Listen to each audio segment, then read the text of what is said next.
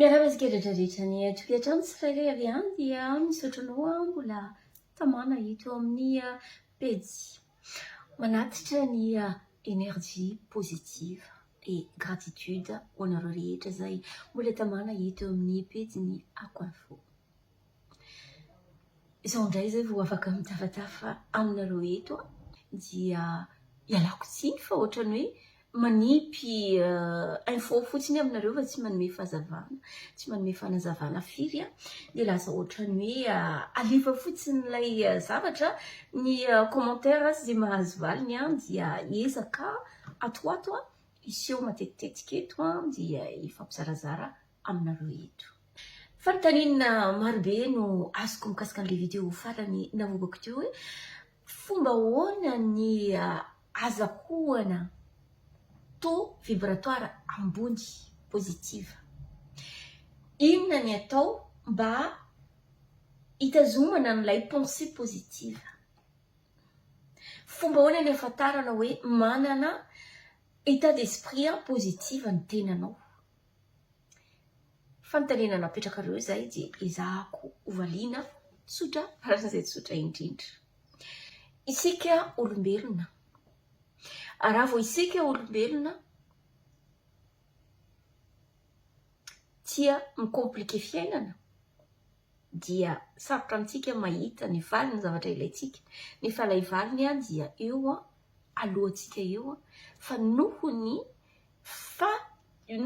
fitiavantsika zavatra sarotra dia sarotra amintsika ny mahita ny valiny zavatra ilaintsika.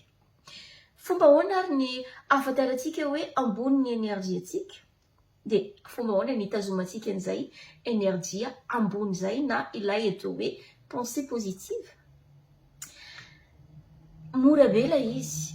Raisiko ohatra amin'ny eto amin'ny pejy. Teto amin'ny pejy taloha dia matetika mizara amin'ny maha-mpanao gazety ny tenako aloha dia matetika mizara vaovao. Na resaka sosialy izany, na resaka vaovao angambany afaka mijery kely amin'ny zavatra any efa taloha be tany nareo dia ho fantatrareo tiako tenenina. Ny angovinao zany dia mitovy amin'izay toerana lehanao, mitovy amin'izay vaovao mahaliana anao, mitovy amin'izay namana manodidina anao.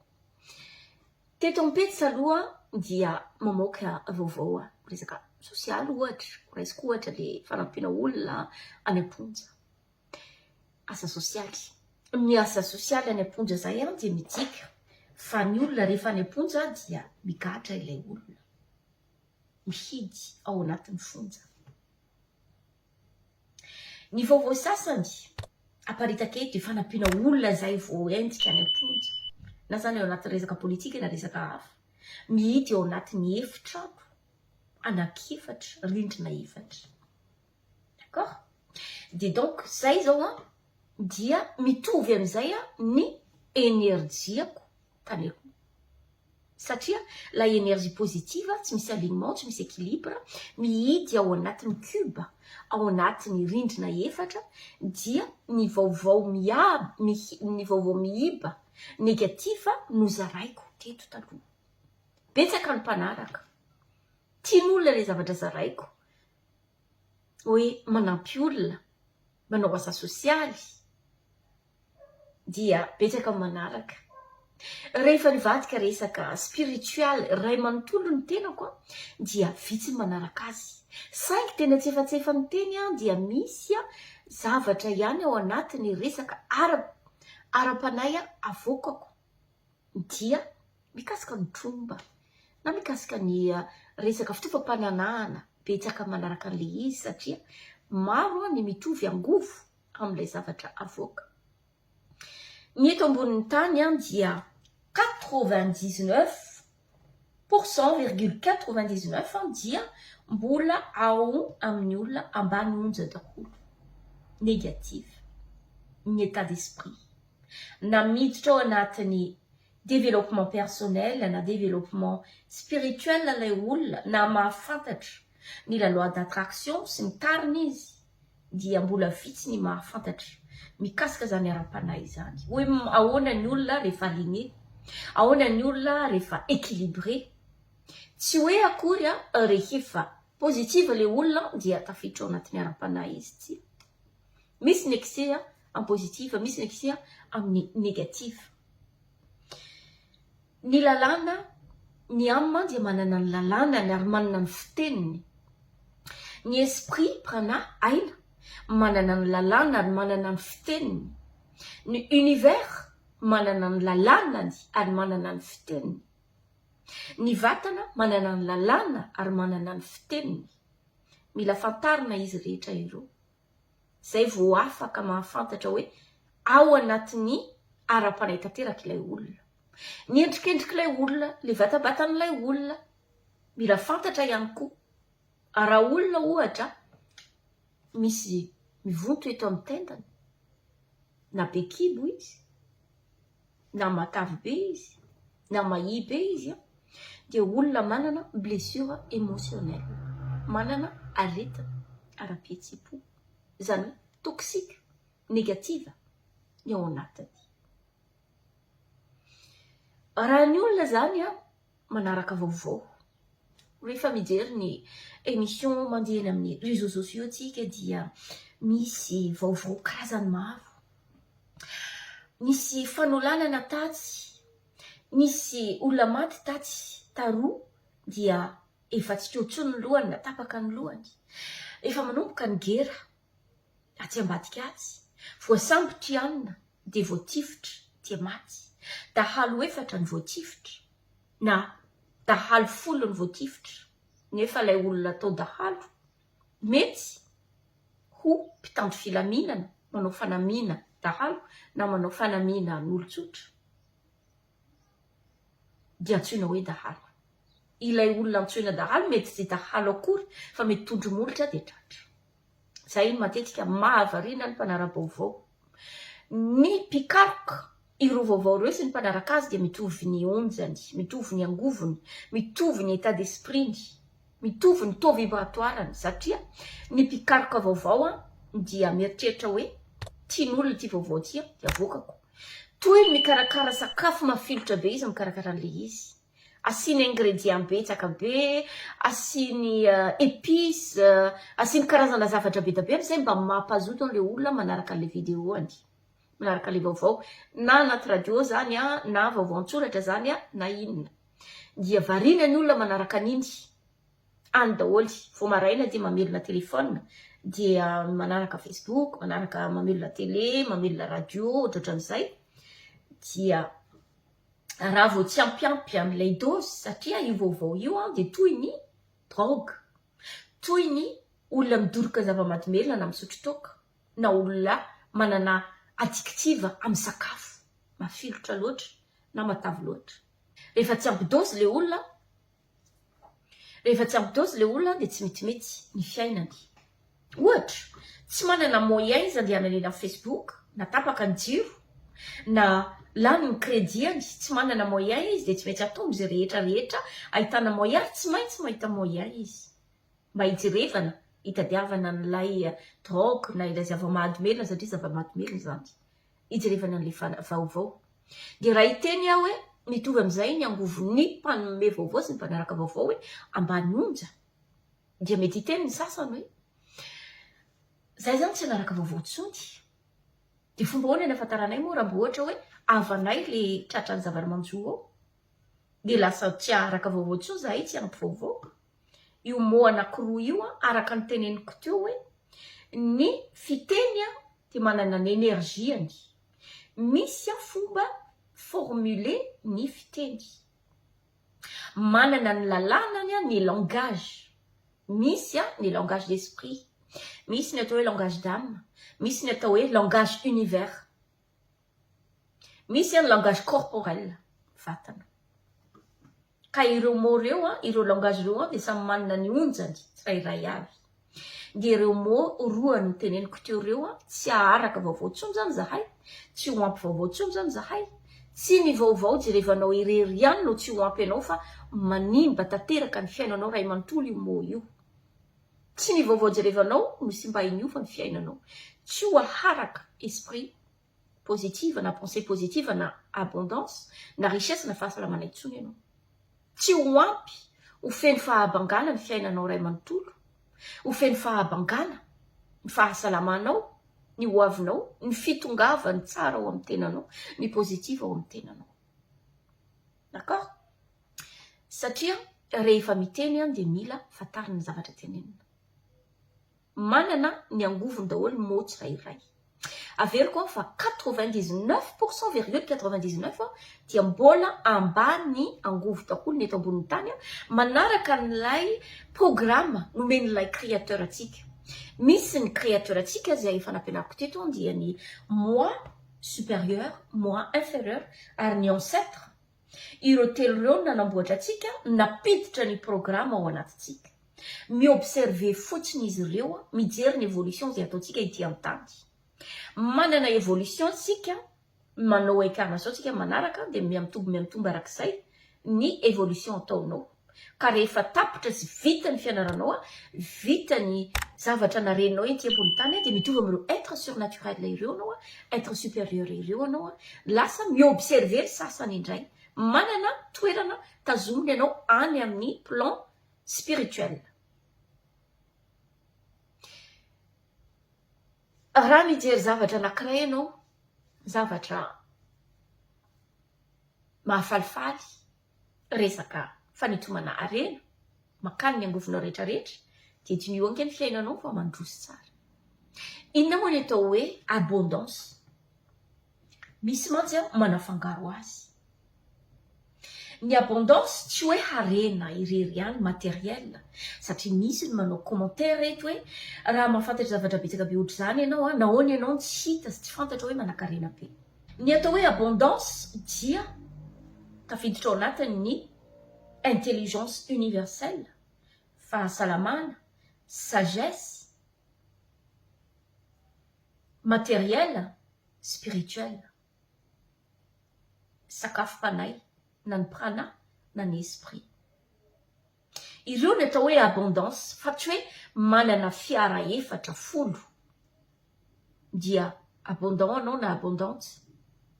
Ho an'olona mpanan-karena, raha tsy anatiny ara-panay, tsy manaraka ny lalàna, tsy manaja ny lalàna ny univers, lalàna ny âme, lalàna ny esprit, lalàna ny vatana, dia tsy manana ny abondance.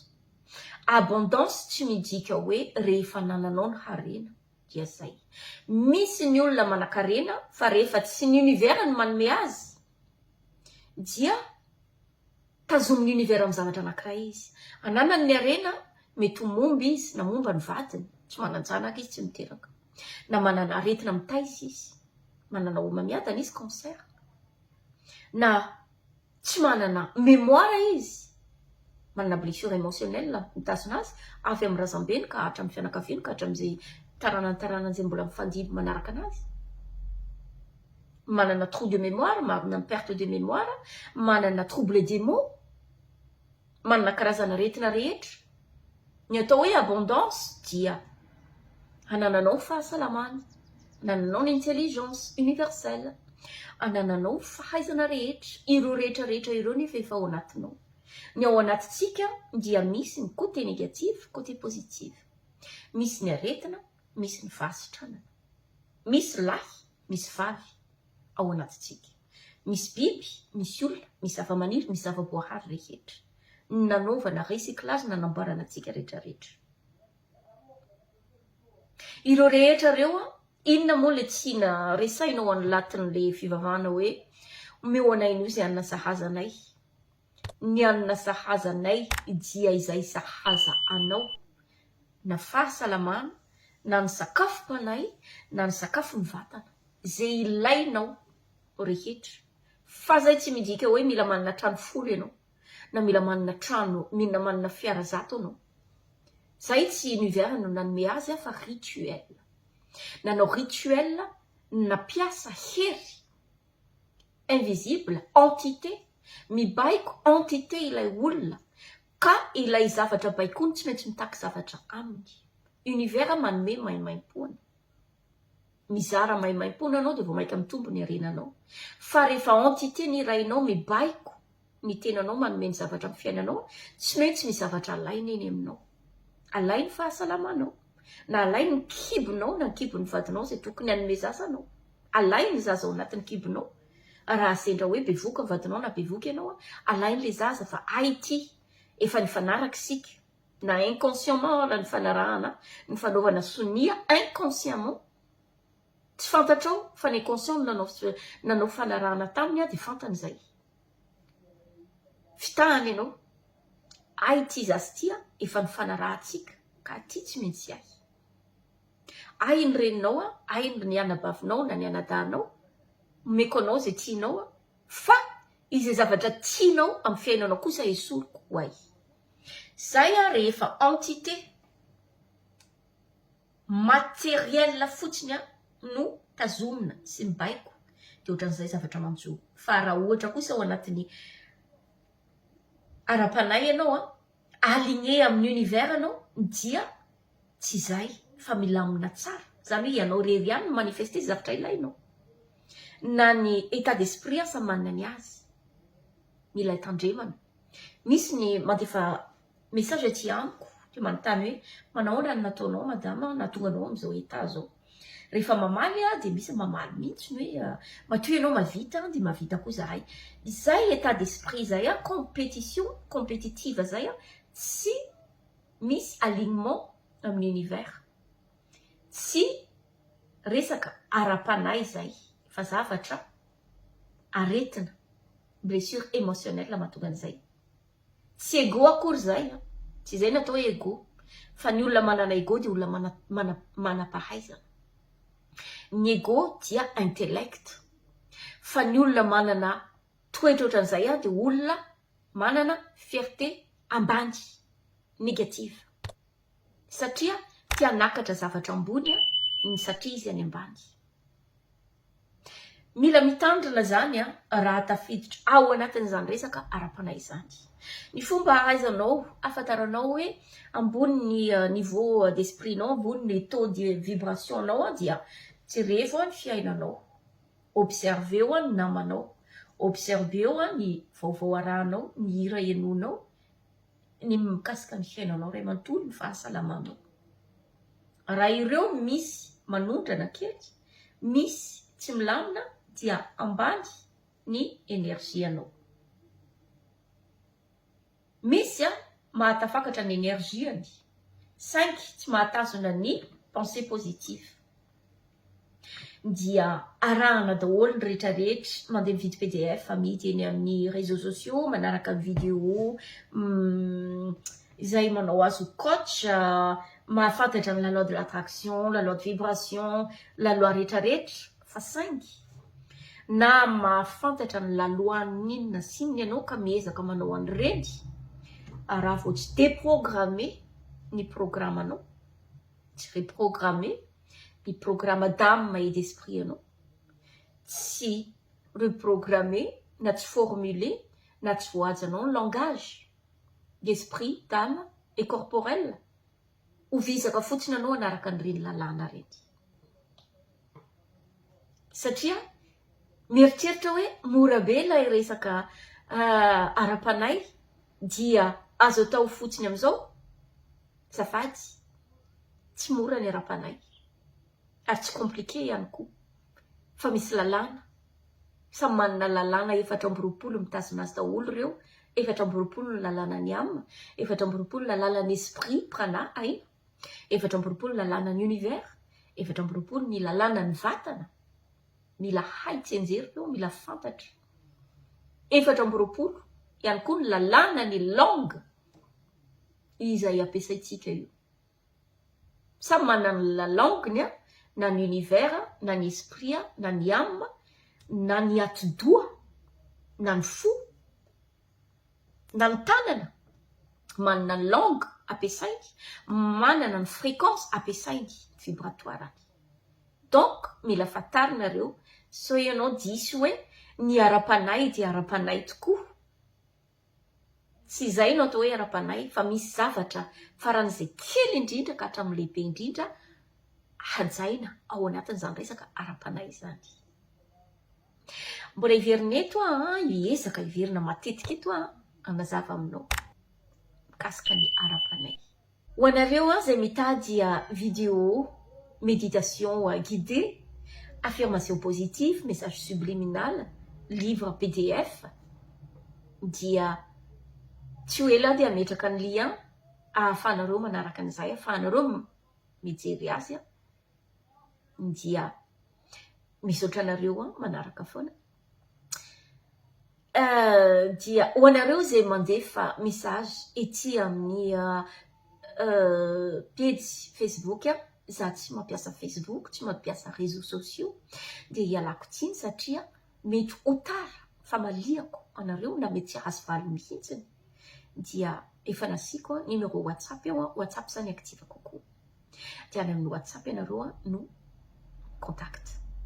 Ho anareo zay nangataka fianarana, raha ohatra ka mbola tsy tafiditra, dia hiezaka hijery fotoana amaliako anareo reny satria betsaka dia betsaka ny tsy mahazo valiny, hiezaka hijery fotoana amaliana anareo dia apiditra anareo ao amin'izay ambaratonga tsirairay avy mendrika anareo.